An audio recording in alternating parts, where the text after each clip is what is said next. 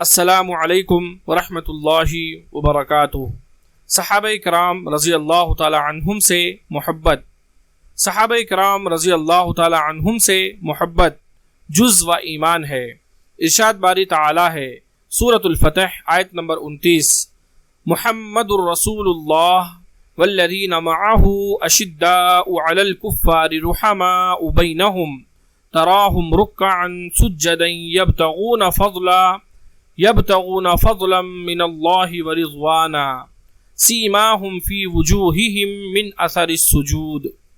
محمد صلی اللہ علیہ وسلم اللہ کے رسول ہیں اور آپ کے جو ساتھی ہیں وہ کفار پر سخت اور آپس میں رحم دل ہیں۔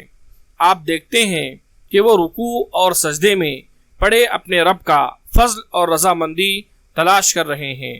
ان کا نشان یہ ہے کہ ان کے چہروں پر سجدے کا اثر ہے، یعنی قیامت کے دن ان کے چہرے چمک رہے ہوں گے۔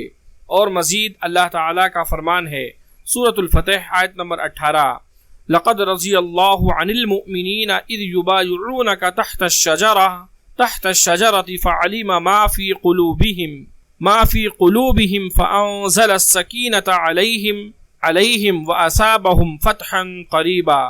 اللہ تعالیٰ مومنوں سے راضی ہو گیا جب وہ بیت رضوان والے درخت کے نیچے تیری بیعت کر رہے تھے۔ ان کے دلوں میں جو کچھ ہے اسے اللہ تعالی جانتا ہے، بس اللہ تعالی نے ان پر سکون نازل فرمایا اور قریب والی فتح مبین عطا فرمائی۔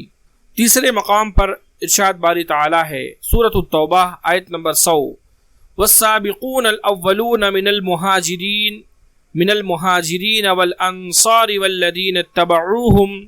والذین اتبعوهم بإحسان رضی اللہ عنہم ورضوا عنہ وأعد لهم جنات تجری تحتها الانہار خالدین فیہا ابدا ذلک الفوز العظیم۔ مہاجرین و انصار میں سے سابقین اولین اور احسان کے ساتھ ان کی اتباع کرنے والوں سے اللہ تعالی راضی ہو گیا اور وہ اللہ تعالی سے راضی ہو گئے۔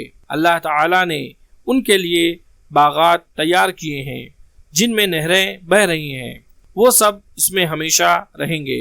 یہ عظیم الشان کامیابی ہے۔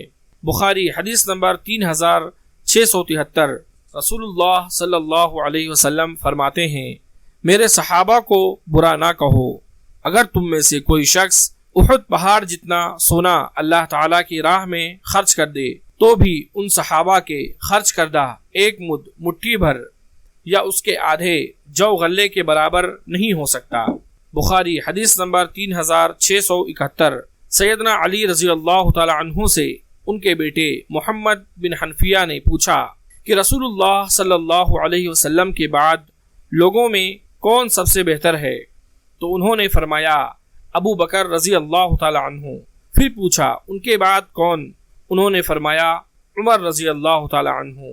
اللہ تبارک و تعالی سے دعا ہے کہ اللہ تعالی ہم تمام لوگوں کو صحابہ کرام رضی اللہ تعالی عنہم اجمعین سے محبت کرنے کی توفیق عطا فرمائے، آمین۔